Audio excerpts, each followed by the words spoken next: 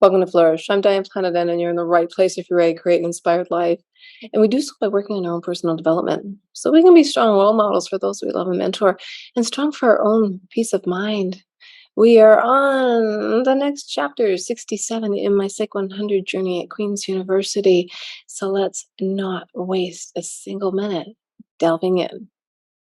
Well, this should be an interesting topic: prejudice, discrimination, and stereotyping. Oh boy. How about that, hey? All right.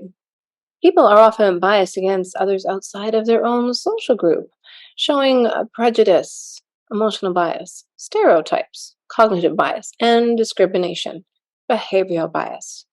In the past, people used to be more explicit with their biases, but during the 20th century, when it became less socially acceptable to exhibit bias, such things like prejudice, stereotypes, and discrimination became more subtle, automatic, ambiguous, and ambivalent. In the 21st century, however, with social group categories even more complex, biases may be transforming once again. The learning objectives to keep in the back of your mind as you listen to the podcast or watch this on YouTube is to distinguish prejudice, stereotypes, and discrimination. Distinguish old-fashioned, blatant biases from contemporary, subtle biases. Understand old-fashioned biases such as social dominance orientation and right-wing authoritarianism. Understand subtle, unexamined biases that are automatic, ambiguous, and ambivalent.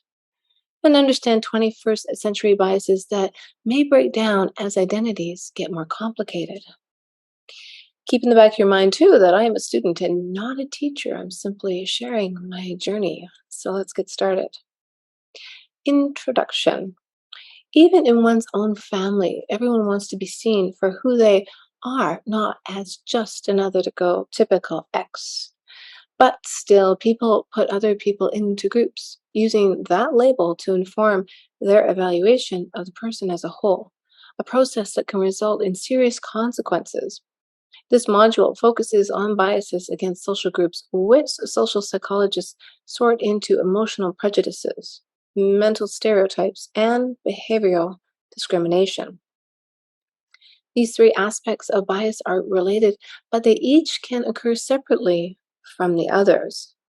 For example, sometimes people have a negative emotional reaction to a social group, prejudice, without knowing even the most superficial reason to dislike them, stereotypes.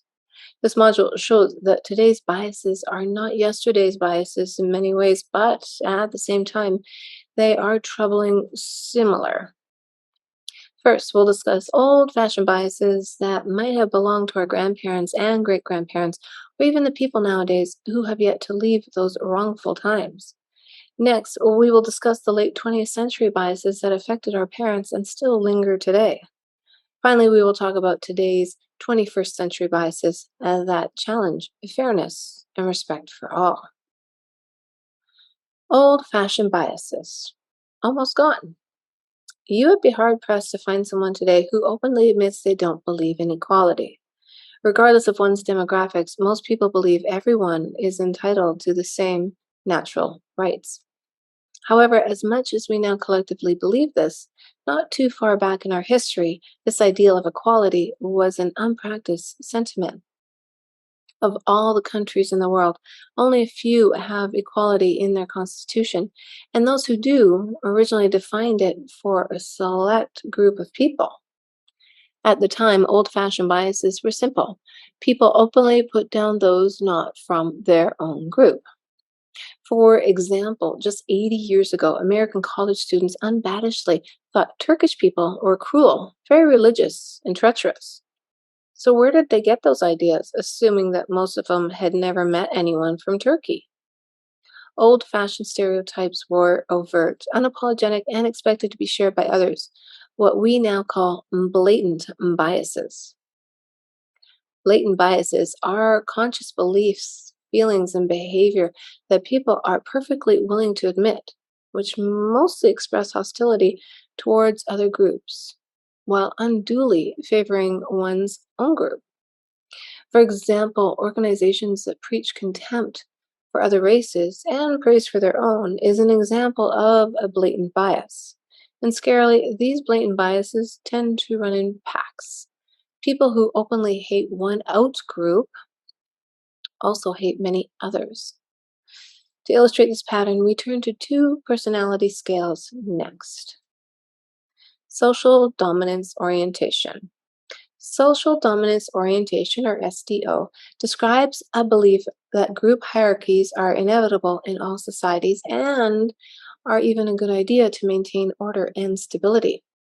Those who score high on SDO believe that some groups are inherently better than others, and because of this, there's no such thing as group equality.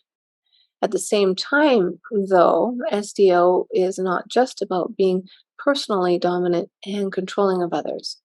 SDO describes a preferred arrangement of groups with some on top, preferably one's own group, and some on the bottom.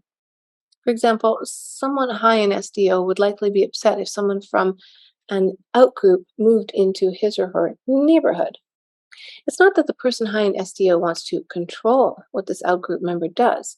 It's that moving into this nice neighborhood disrupts the social hierarchy the person high in SDO believes in, i.e., living in a nice neighborhood denotes one place in the social hierarchy, a place reserved for one's in-group members.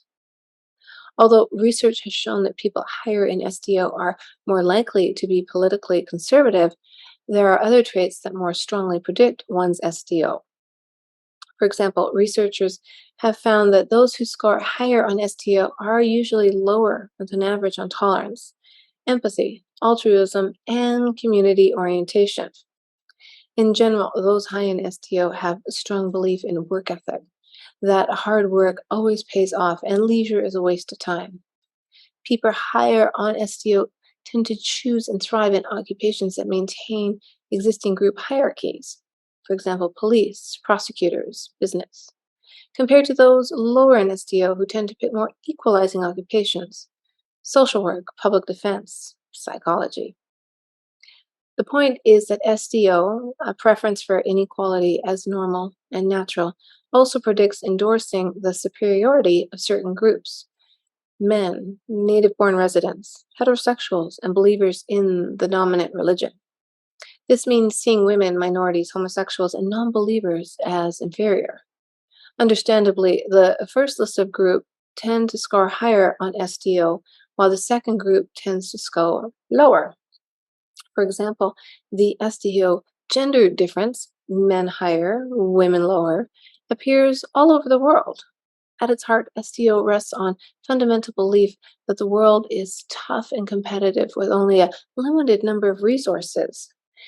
Thus, those high in SDO see groups as battling each other for these resources, with winners at the top of the social hierarchy and losers at the bottom. And they have a nice table one here with the social dominance orientation and the right wing authoritarianism. So take a look, because these are the old-fashioned biases. Well, let me give you an example. Core belief, social dominance orientation. Groups compete for economic resources, whereas the right-wing authoritarianism is groups compete over values. Right-wing authoritarianism. Right-wing authoritarianism, RWA, focus on value conflicts, whereas SDO focuses on the economic ones.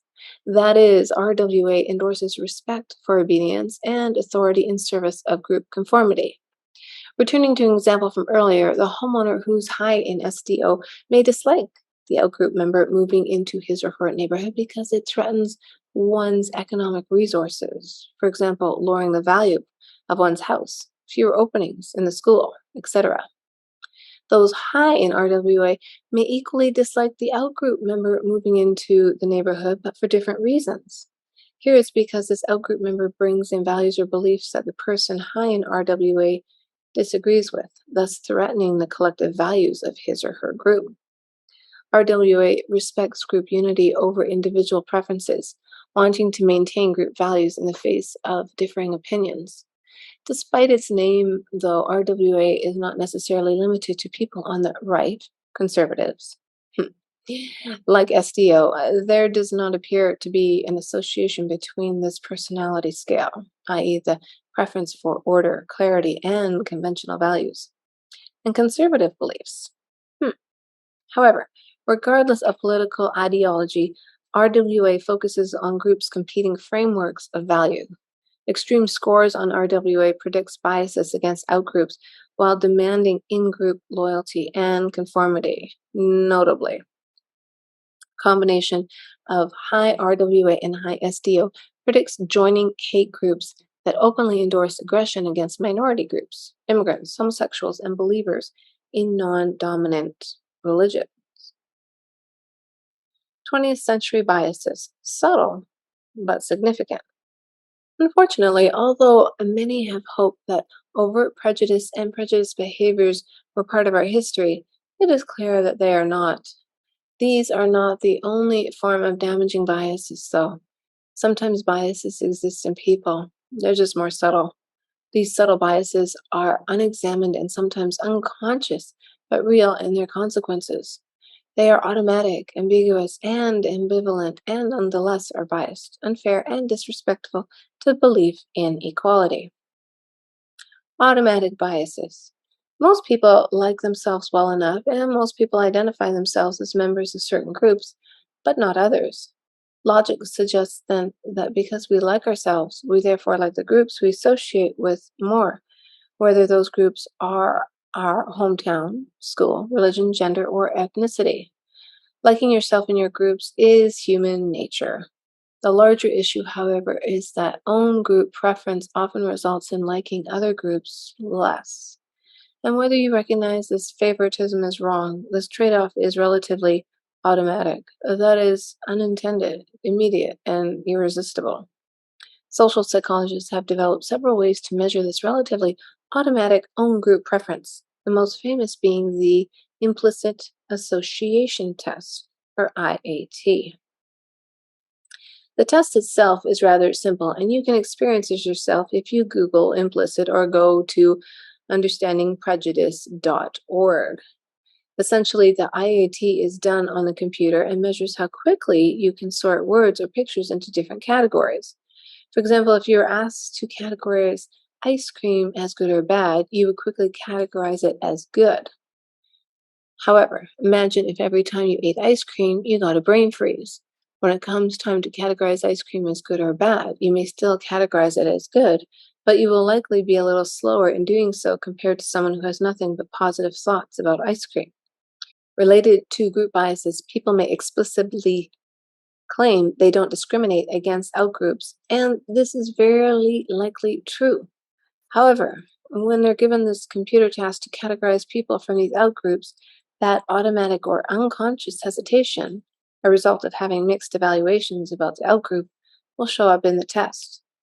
And as countless studies have revealed, people are mostly faster at pairing their own group with good categories compared to pairing other groups. In fact, this finding generally holds regardless if one's group is measured according to race, age, religion, nationality, and even temporary, insignificant memberships. This all too human tendency would remain a mere interesting discovery, except that people's reaction time on the IAT predicts actual feelings about individuals from other groups, decisions about them, and behavior towards them, especially non-verbal behavior. For example, although a job interviewer may not be blatantly biased, his or her automatic implicit bias may result in unconsciously acting distant and indifferent, which can have devastating effects on the hopeful interviewee's ability to perform well. Although this is unfair, sometimes the automatic associations, often driven by society stereotypes, trump our own explicit values. And sadly, this can result in consequential discrimination, such as allocating fewer resources to disliked groups. We have a table 2 here for a summary of this section and the next 2 sections on subtle bias. So I'll give you, for instance, if you're listening to this on the podcast, the type of bias, the example, and what it shows. So automatic is the IAT or implicit association test. People link good or in-group, bad, and out-group. Ambiguous and ambivalent. Those are the different subtle types of bias. So let's get into the ambiguous biases. As the IAT indicates, people's biases often stem from the spontaneous tendency to favor their own at the expense of the other. Social identity theory describes this tendency to favor one's own group over another's outgroup. And as a result, outgroup disliking stems from this in-group liking. For example, if two classes of children want to play on the same soccer field, the classes will come to dislike each other, not because of any real objectional traits about the other group. The dislike originates from each class's favoritism towards itself and the fact that only one group can play on the soccer field at a time. With this preferential perspective for one's own group, people are not punishing the other one so much as neglecting it in favor of their own. However, to justify this preferential treatment, people will often exaggerate the differences between their in-group and the out-group. In turn, people see the out-group as more similar in personality than they are.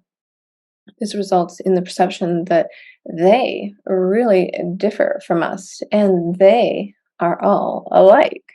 Spontaneously, people categorize people into groups just as we categorize furniture or food into one type or another. The difference is that we people inhabit categories ourselves, as self-categorization theory points out. Because the attributes of group categories can be either good or bad, we tend to favor the groups with people like us and incidentally disfavor the others. In-group favoritism is an ambiguous form of bias because it disfavors the outgroup by exclusion. For example, if a politician has to decide between funding one program or another, he or she may be more likely to give resources to the group that more closely represents his in-group. And this life-changing decision stems from the simple, natural human tendency to be more comfortable with people like yourself. A specific case of comfort with the in-group is called aversive racism, so called because people do not like to admit their own racial biases to themselves or others. Tensions between, say, a white person's own good intentions and discomfort with perhaps a novel situation of interacting closely with a black person may cause the white person to feel uneasy, behave stiffly, or to be distracted.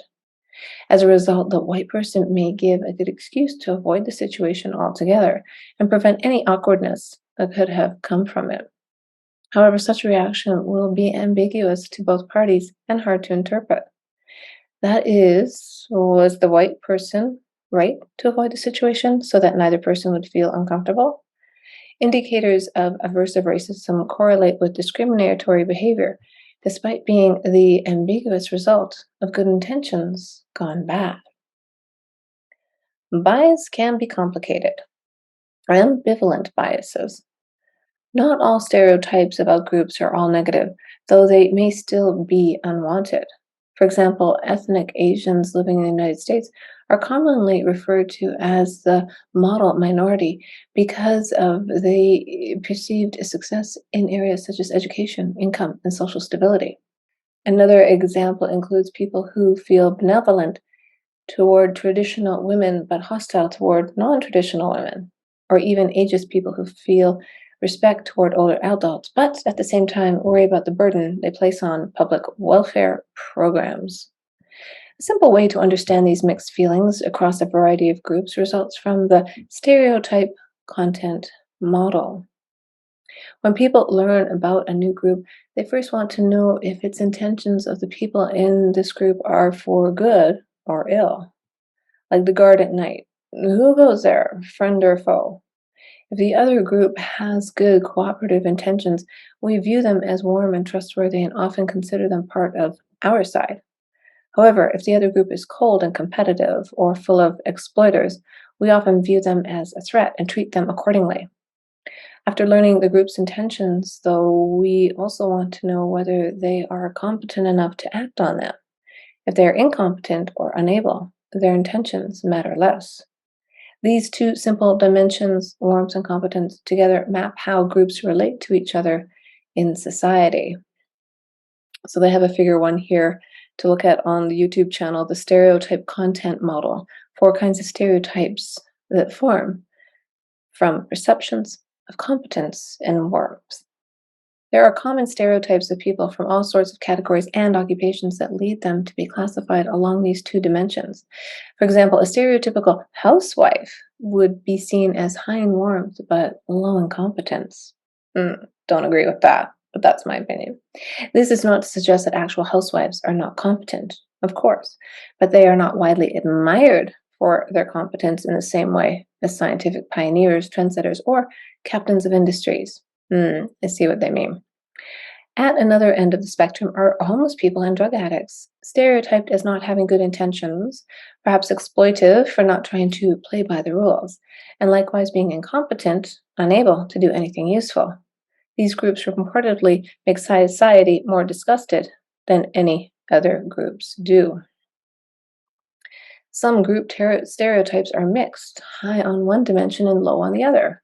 Groups stereotyped as competent but not warm, for example, include rich people and outsiders good at business. These groups that are seen as competent but cold make people feel some envy, admitting that these others may have some talent but resenting them for not being people like us. The model minority stereotype mentioned earlier includes people with excessive competence but deficient sociability. The other mixed combination is high warmth but low competence. Groups who fit this combination include older people and disabled people. Others report pitying them, but only so long as they stay in their place. In an effort to combat this negative stereotype, disability and elderly rights activists try to eliminate that pity, hopefully gaining respect in the process. Altogether, these 4 kinds of stereotypes and their associated emotional prejudices, pride, disgust, envy, pity, occur all over the world for each of society's own groups.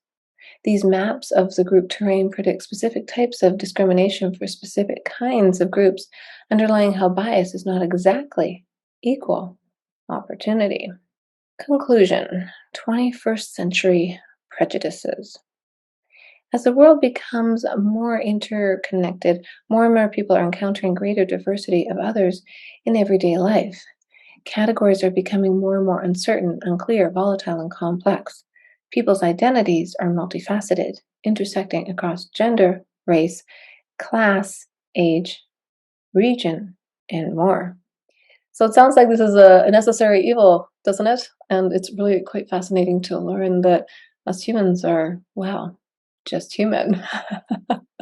Well, if you like the show, share it with somebody you know, and maybe give us a thumbs up or subscribe. I'd appreciate it. I'm wishing you a wonderful day, and I'm wishing you to lead a more inspired life.